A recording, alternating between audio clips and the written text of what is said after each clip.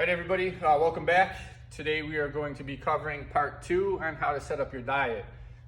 Just a quick recap. Part 1, we covered adherence and sustainability. So we want to find some sort of plan that we can stick to, that we're not hating our life, we're not a social outcast, something that we know how to cook, how to prepare, and that fits our budget. Our budget calorically, calorie-wise, and also financially, right? We talked a little bit about weight loss versus fat loss, why they're not the same. Future videos, I'll go into that a little bit more. We talked about macros, macronutrients. The 3 macronutrients are protein, fat, and carbohydrates. And the only other way to get calories is through alcohol. And really any diet is going to be macro-based in some capacity, right? So the trick of losing weight is to eat less than what we, burn off more than what we're taking in, right? We want to create that deficit. So it's just like a budget.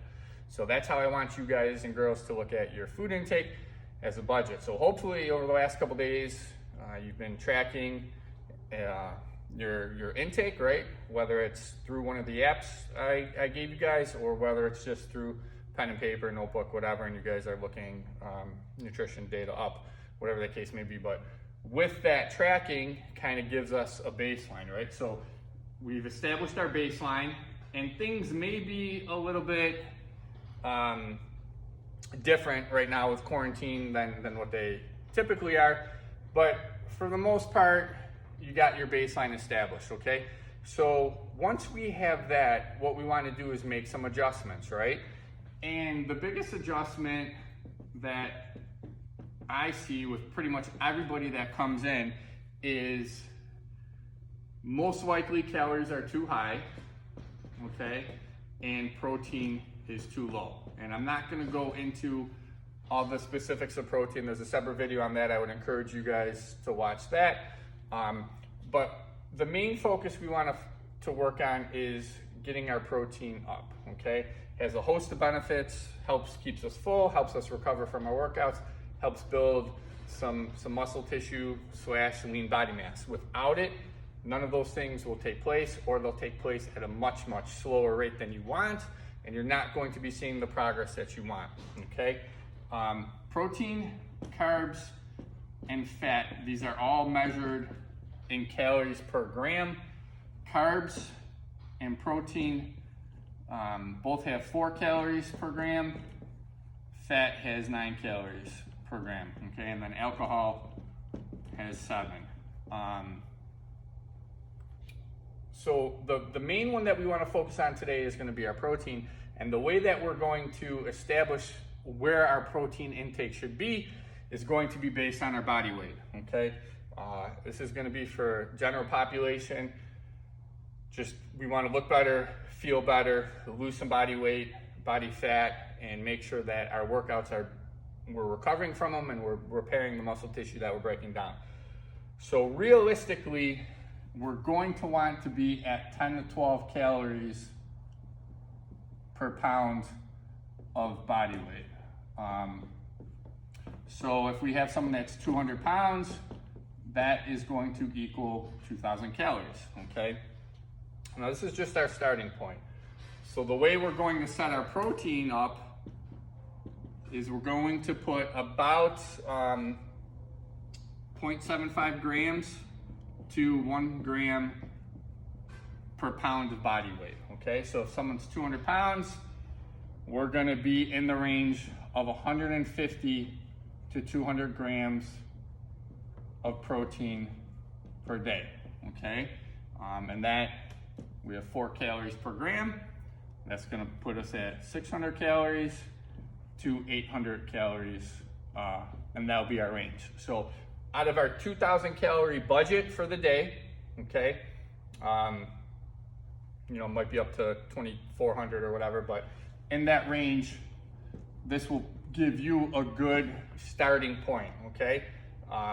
So 600 to 800 of those 2,000 to 2,400 calories, we're gonna be left with about 1,200, 1,400-ish, depending on, what you weigh and where we fall with our protein intake, okay? So now we have, say, 1,200 calories left. We can fill those calories with carbs and fat, okay? If you want to have more fat in your diet, and remember that's 9 calories per gram, so if we put, say, 100 grams of fat in our diet, that's gonna leave us with 900 calories consumed. That's gonna leave us with about 400 to 500 calories left for the day, and we're gonna divide that by 4, so that would give us 100, 125 carbs, whatever. So the more fat you take in, the less carbs you take. If you prefer carbohydrates and you wanna take more carbs in, that by necessity is going to make you lower your fat intake, okay? This here is all noise. It's what you like, what you can sustain, what you enjoy, okay? Now, if we're really focusing on performance and someone is an athlete and they're spending more than an hour in the gym, or say someone has soccer and they have 2 or 3 games over the weekend, then this gets thrown out the window, and that's a completely different science behind it. But we're talking about just general health and wellness. Where your calories come from after your protein is set really doesn't matter.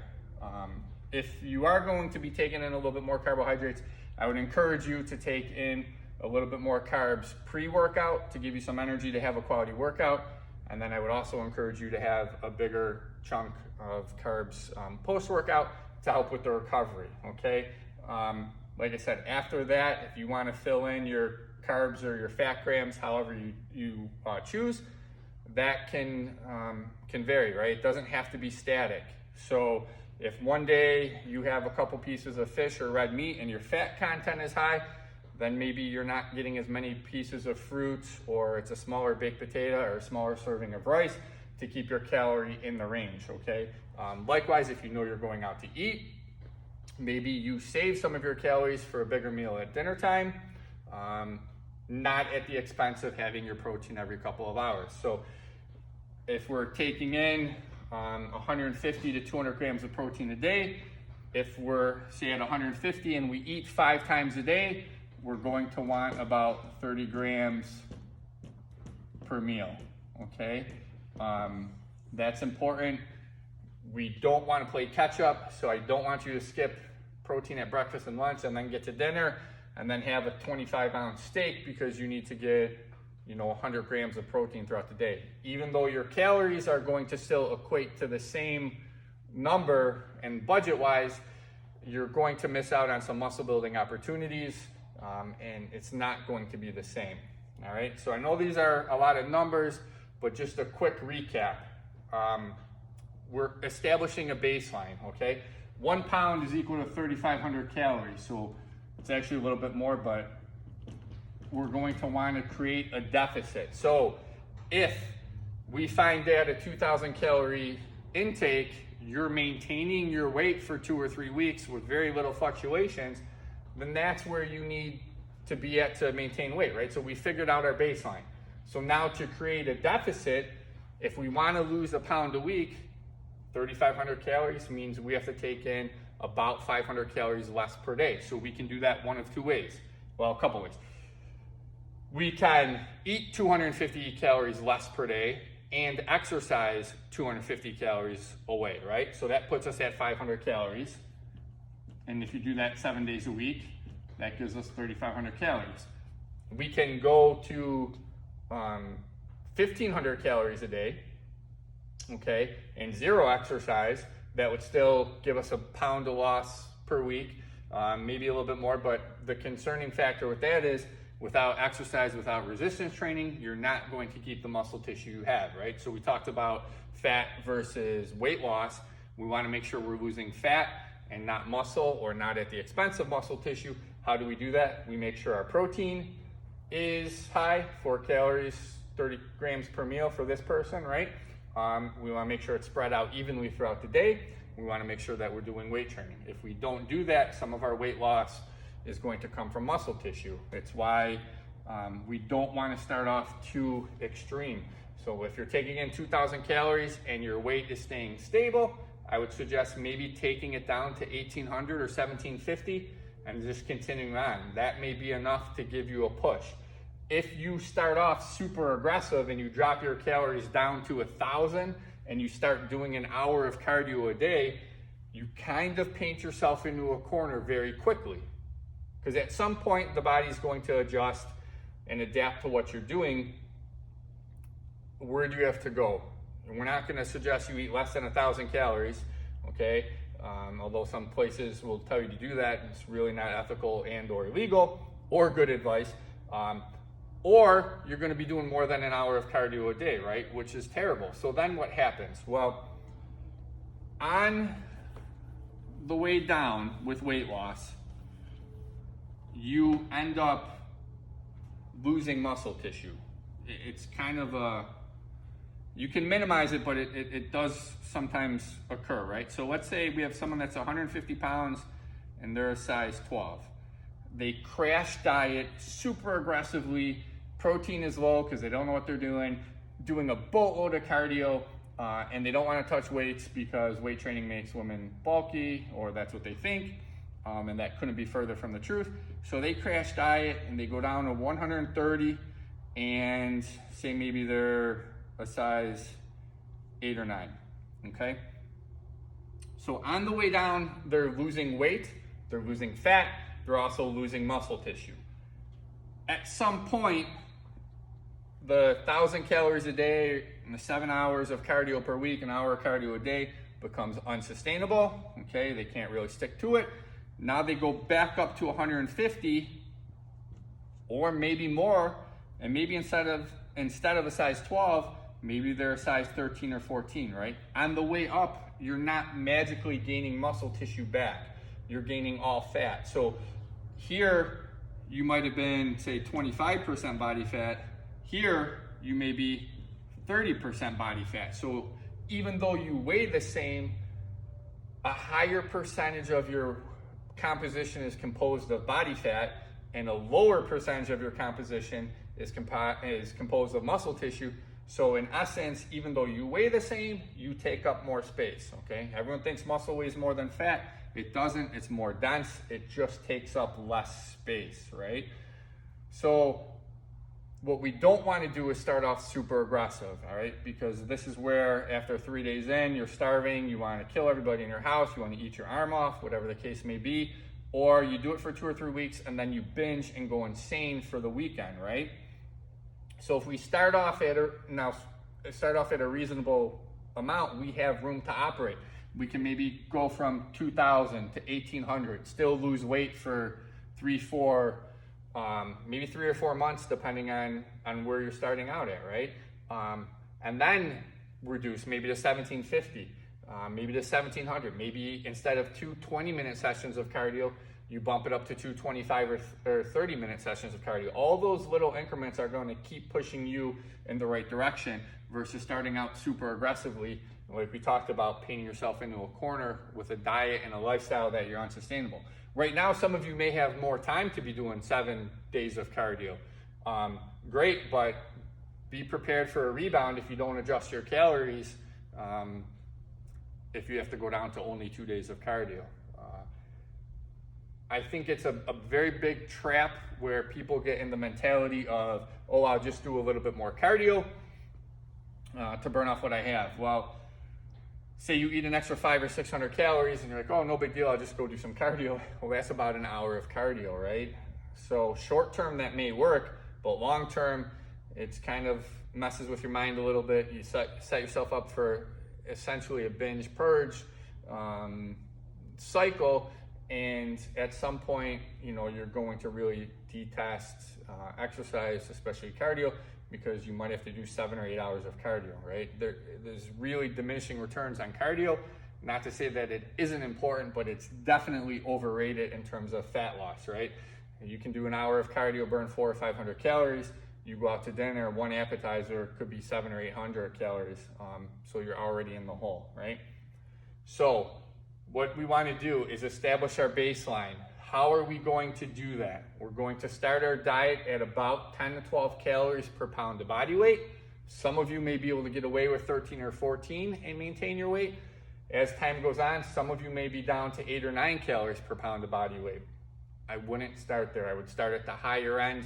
I would rather find, my goal for people is that they can start off with as much food as reasonably possible and as little cardio as reasonably possible and still make progress, and then that gives us some room to operate. If you use all the, the tools in your tool bag right off the gate, we're kind of in a bad spot, right? So we're gonna start off 10 to 12 calories per pound of body weight. This 200-pound person is going to take in about 2,000 to 2,400.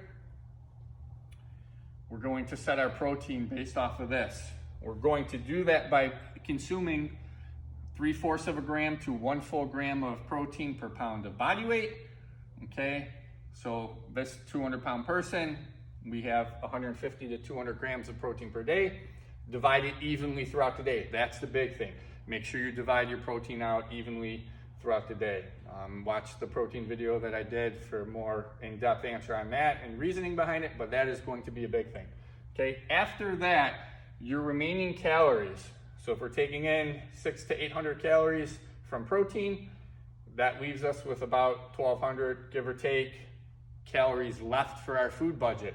How you get those calories in, if you want a higher carb diet, you can do that. If you want a higher fat diet, you can also do that.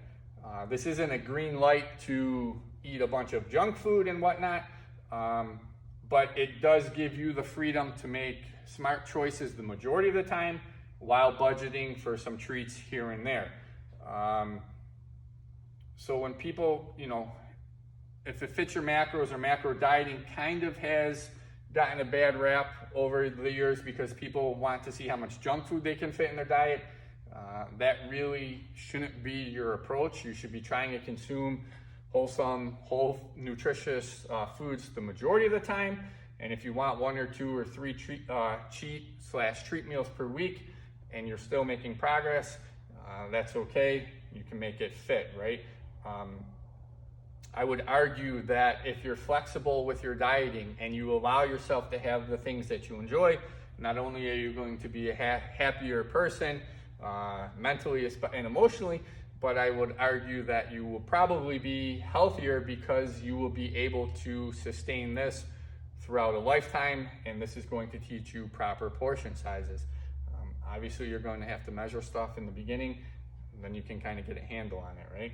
But however you fill in your remaining calories, whether it's from carbs or fat, or if it varies from one day to the other, that really doesn't matter. Maybe you really enjoy a pasta dish, whatever, after a tough leg workout or upper body workout, and you want to include more carbs on that day, staying in your calorie range, that's fine. Maybe there's a day where you're not as active and you want to consume a little bit more fat from red meat or whatever the case may be, you can do that. We want to look at weight loss and fat loss in kind of week blocks, and as long as you're setting yourself up with a deficit for the week, you'll be successful. What typically ends up happening is people are super strict Monday through Friday, and maybe instead of a 500 calorie a day deficit Monday through Friday, they may put in 600-700 calorie deficit Monday through Friday. So that might put us at that 3,500 calorie mark, but Friday happy hour comes and all hell breaks loose, and that turns into Saturday being hungover and having waffles and pancakes and Gatorade. Now your calories go up really quickly. Protein probably goes down because you're not feeling like it. And now Sunday comes and you're like, oh man, I blew the weekend, screw it, I might as well start over on Monday. That wipes out your deficit. That makes it very difficult to see progress because you just don't have the deficit necessary to show weight loss. It's almost like just paying the minimum balance due on your credit card statement. It is going to take you forever, right? So if we can get some bigger chunks down on that credit card, if we can create bigger deficits and not blow them on the weekend, life will be good, all right? So track your food, set your baseline 10 to 12 calories per pound of body weight, adjust accordingly, not super aggressive. The most important macro when setting our diet up is protein, 3/4 to 1 gram per pound of body weight, and then the rest of your remaining calories, fill in accordingly, however you see fit, whether you want more carbs, whether you want more fat, and that can vary day to day, week to week, whatever you want. I prefer people doing macros instead of a set meal plan, and the reason for that is it's based off of choices that you like. You have freedom to have variety. You may have a meal made and then come downstairs and find out that someone took it out of the fridge, or maybe someone at work took it out of the work fridge by accident, or maybe your meal plan calls for 6 ounces of turkey. You come downstairs and the turkey went bad and now you have no idea what to eat, right? I think that people in the fitness industry tend, I won't speak for everybody, at least in my experience, tend to give people meal plans as a way for them to continue to need the trainer or the coaching, right? If you have this information, you can adjust accordingly. It's a great starting point versus eating the same 3 meals or 2 or 3 choices for breakfast, lunch, and dinner every day, right? That doesn't tend to go really well long term. So don't try to change everything at once. Maybe the very first thing you do is try to hit your protein intake for the first week or 2. And then when that comes, almost second nature and you got a handle on it, then you can start worrying about the carbs and the fat. But this is kind of just a starting point. We can definitely get more in depth. Not for this video though. If you guys have any questions, please let me know. Thank you.